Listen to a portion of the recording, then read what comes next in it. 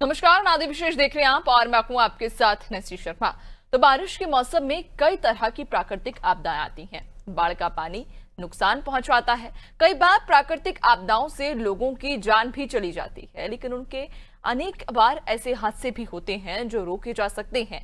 गुजरात में जो पुल गिरा उससे वर्षों पहले ही खतरनाक घोषित कर दिया गया था, लेकिन उस रिपोर्ट की उपेक्षा की गई और समय पर कदम नहीं उठाने के कारण 14 लोगों की जान चली गई।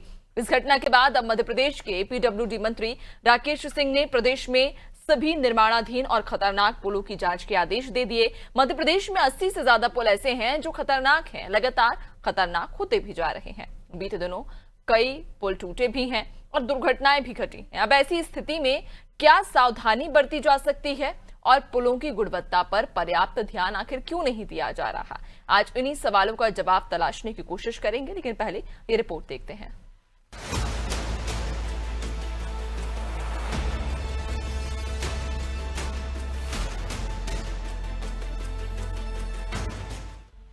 गुजरात के वडोदरा में महीसागर नदी पर बना ब्रिज बुधवार सुबह टूट गया। हादसे के समय ब्रिज से गाड़ियां गुजर रही थी। पुल टूटने पर 2 ट्रक, 2 कार और एक रिक्शा, कुल 5 गाड़ियां नदी में गिर गई। एक टैंकर टूटे सिरे पर जा फंसा। हादसे में 14 लोगों की मौत हो गई, जबकि 8 को स्थानीय लोगों ने बचाया। 2 लोग लापता हैं। 45 साल पुराना ये ब्रिज दक्षिण गुजरात को सौराष्ट्र से जोड़ता है।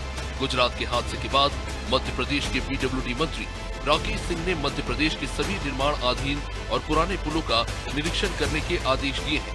मध्य प्रदेश में 300 से ज्यादा पुल विभिन्न नदियों पर हैं। इनमें से 50 पुल खतरनाक स्थिति में है, ये कभी भी दरक सकते हैं। इन्हें मिलाकर लोक निर्माण विभाग 80 पुलों को संवेदनशील श्रेणी में रख तत्काल मरम्मत की कवायद में जुटा है। 65 पुल तो 1956 से 61 के दशक के हैं।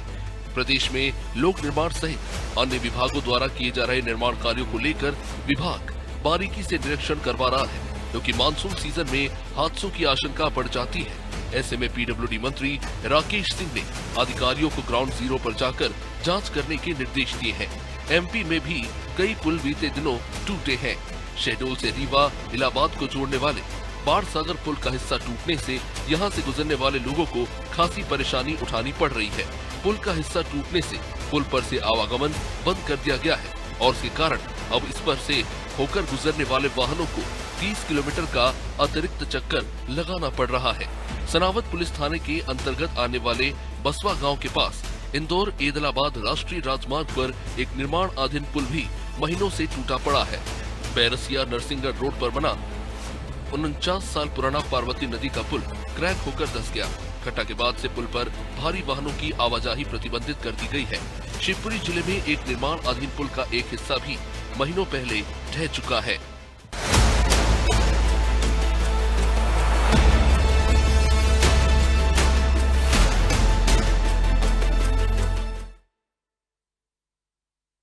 जर्जर पुल लोगों की जिंदगियों के साथ खेल रहे हैं और इस जर्जर पुल की वजह से कितने ही निर्दोष लोगों को अपनी जान भी गंवानी पड़ रही है। आज हम चर्चा इसी पर करेंगे कि आखिरकार कितने ऐसे पुल हैं या कितनी ऐसी घटनाएं घटी हैं जिसमें अब तक लोगों को अपनी जान गंवानी पड़ी बिना कसूर के।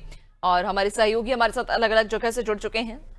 आशीष शर्मा बैरसिया से जुड़ गए हैं, उमरिया से दीपक विश्वकर्मा जुड़ गए हैं और योगेश हमारे साथ इंदौर से जुड़ गए हैं। इसके अलावा छतरपुर से शिवम साहू हमारे साथ में जुड़ गए हैं। सबसे पहले इंदौर से ही दौर के रुख कर लेंगे। योगेश हमारे साथ में बने हुए हैं।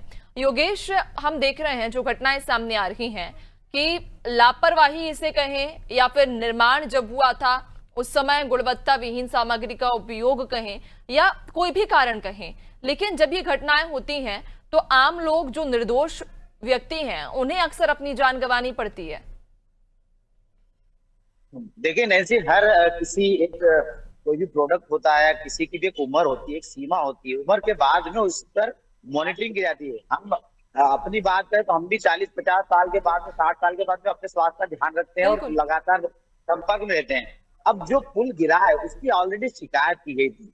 अब शिकायत पर अगर अधिकारी ध्यान नहीं दे रहे तो इसमें निर्माण बनाने वाली कंपनी 40 साल पहले निर्माण कर चुकी है और लगातार हर उसके बाद में 5 साल या 7 साल बाद उसको जो है मॉनिटरिंग लगातार की जानी चाहिए, हर साल प्रति वर्ष। जैसा कि इंदौर में राकेश सिंह ने, इंदौर की बात करें मध्य प्रदेश में राकेश सिंह ने कहा है कि पीडब्ल्यूडी के जितने भी ब्रिज है उनकी जांच की जाएगी। हर साल दिसंबर में की जाती है। ये दिसंबर में जांच की जाती है तो ये जांच हमें पता नहीं चलती कौन से ऐसे ब्रिज है जो निर्माणाधीन है और संवेदनशील है और खतरनाक है। अब जो खुद पीडब्ल्यूडी मंत्री मानते हैं कि मध्य प्रदेश के जो ब्रिजों की आपने जानकारी दी, हमने भी जो सुना और जो हमारे दर्शक भी जो देख रहे हैं उनको पता है कि ये खतरनाक है और इसकी अभी भी स्थिति ढहने जैसी है। तो जब हम स्थिति का इंतजार करेंगे तो स्वाभाविक सी बात है कि ये बड़ी घटना को अंजाम दे सकते हैं। और जैसा गुजरात में हुआ है, गुजरात में भी जब ऑलरेडी शिकायत की गई थी तो उस पर ध्यान नहीं दिया गया। बिल्कुल योगेश, वाकई कहीं ना कहीं लापरवाही बरती गई जिसकी वजह से ये हादसा हुआ, लोगों को जान गंवानी पड़ी। बने रहिएगा, आप लौटूंगी मैं आपकी ओर। बरसिया से रुक कर लेते हैं, आशीष हमारे साथ बरसिया से बने हुए हैं। आशीष, जिस तरह से ये घटनाएं घट रही हैं, इनको देखकर क्या लगता है और क्या कार्रवाई की जरूरत है? क्योंकि जब भी ये घटना घटती है तो निर्दोष लोगों को अपनी जान गंवानी पड़ती है। कार्रवाई की बात करें तो कार्रवाई अब तक सटीक क्यों नहीं की जाती? नैन्सी, मैं बताना चाहूंगा कि ये जो पार्वती जो पुल है, ये दो जगह से, एक नरसिंहगढ़ क्षेत्र और एक बहरिया बीच में पार्वती पुल बना हुआ है। और इस कारण से क्या है, दोनों एक रास्ता बंद होने की जगह से दोनों तहसील प्लेस में परेशानी हुई। ये घटना करीब 1 साल पहले बहरिया विधायक विष्णु खत्री जी के संज्ञान में था ये मामला। लेकिन जब लोगों ने, कांग्रेस ने इस बात को उठाया मुद्दा, तो इस बात से लेकर वो मंत्री के पास पहुंचे। वहां पे नरसिंहगढ़ विधायक मोहन शर्मा और बहरिया विधायक विष्णु खत्री दोनों ने पहुंचा। लेकिन अब ये कंडीशन ये कि पुल के इस साइड भी और उस साइड भी दोनों ने बाउंड्री वाल कर दी है और ग्रामीण आज परेशान। और जो रास्ता था कच्चा निकलने के लिए विकल्प बनाया था वो भी पूरी तरह से बंद हो गया। और इससे अब ये पुल आसान तो है नहीं, कम से कम इसको बनने के लिए 3 से 4 साल चाहिए। अब क्या होगा वो जनता का और किसानों का क्या होगा इस तरह से परेशानी। और अभी इस टाइम बिल्कुल आशीष, यानी कि बड़ी लापरवाही यहाँ पर स्थानीय प्रशासन की, इस पर हम कहेंगे कि शिकायत के बावजूद भी अब तक पुल का जो है वो जीर्णोद्वार नहीं करवाया गया है, पुल का पुनर्निर्माण नहीं कराया जा रहा, जिसकी वजह से कहीं ना कहीं ये पुल अब खतरे की जद में है। बने रहिएगा, आप लौटूंगी आगे, आपसे और चर्चा करूंगी। छतरपुर की ओर हम रुक कर लेंगे। सहयोगी छतरपुर से शिवम हमारे साथ में बने हुए हैं। शिवम, छतरपुर में कितने लगभग ऐसे पुल होंगे जो खतरे के निशान पर हैं और कितने ही ऐसे अभी तक हादसे कुछ इस घटना से जुड़े हुए सामने आए? शिवम, आपकी आवाज नहीं आ पा रही है। हेलो जी हेलो जी जी जी बोलिए। आवाज आ रही है? जी जी नैन्सी, मैं बता दूं, छतरपुर जिले के मैं उस पुल पर खड़ा हूं जो 12 घंटे पहले कल युवक की जान जाते जाते बच गई। गनीमत रही कि वो युवक तैरता जानता था, उसको स्विमिंग आती थी, इसलिए उसने अपनी जान बचा ली। ये वही पुल है, मैं कैमरामैन से कहूंगा दोनों तरफ दिखाया जाए। ये वही पुल है जो इसके ऊपर से पानी जा रहा था। प्रशासन की यहाँ पर बैरिकेडिंग थी, प्रशासन मौजूद था, लेकिन प्रशासन की सख्ती न होने के कारण वह युवक इस पुल को पार करता है और इस पुल से सीधे इस पुल से पार गाड़ी सहित वो से बह जाता है। लगभग वह 1 किलोमीटर तक बहता रहता है। वो तैरता जानता था, जिस कारण से उसने अपनी जान तो बचा ली, लेकिन उसकी बाइक बहकर चली गई। उसकी बाइक अभी तक नहीं मिली। उसने खूब प्रयास किया लेकिन उसकी बाइक नहीं मिली। ना तो यहाँ पर गोताखोर है, लगभग ऐसे 3 दर्जन से अधिक पुल हैं। जिस पुल पर मैं खड़ा हूं ऐसे 3 दर्जन से अधिक पुल हैं जो मतलब बारिश की चपेट में और पीडब्ल्यूडी की पोल खोलते हुए नजर आ रहे हैं। इस बार की बरसात है तो बिल्कुल पीडब्ल्यूडी की पोल खोल दी है।